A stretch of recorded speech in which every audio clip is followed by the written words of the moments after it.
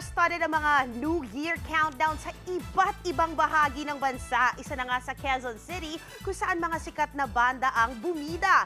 Siyempre, para bigyan ng mukha ang balita, Mobile Journal RR Tubise.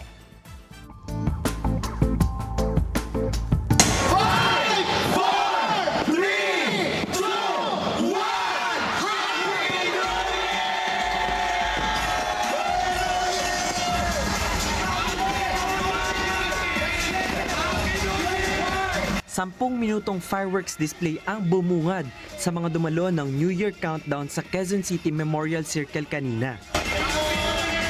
Iba't ibang OPM artists ang nagbigay ng kabog at pasabog na performances. Kabilang dyan ang bandang Shamrock, Ben & Ben, Kamikaze at OPM icon na si Ellie Buendia. Ang ilan sa mga dumalo, dito raw talaga piniling salubungin ang 2025 dahil kahit tipid, bongga naman ang salubong. Marami sa kanila, dito na rin nag-medyanoche.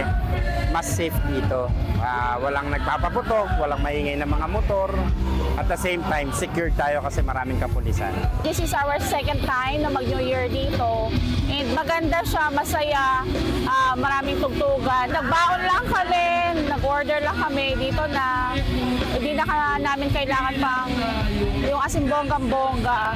Sa bahay, hindi na ako kailangan gumastos pa para sa paputok. Dito, diba, walang bayad. Mahigit 1,300 pulis ang dineploy ng Quezon City Police District para sigurihing ligtas ang event. Bagamat walang naitalang krimen o insidente, marami naman ang naharang sa gate pa lang. Ipinagbabawal kasi ang pagpasok ng single-use plastic bags and bottles. Ito ay para maiwasan ang pagkakalat. Ipinagbawal din ang pagpasok ng deadly weapons at mga alak. Sa tansya ng mga organizer, umabot sa mahigit 20,000 ang dumalo sa taunang countdown.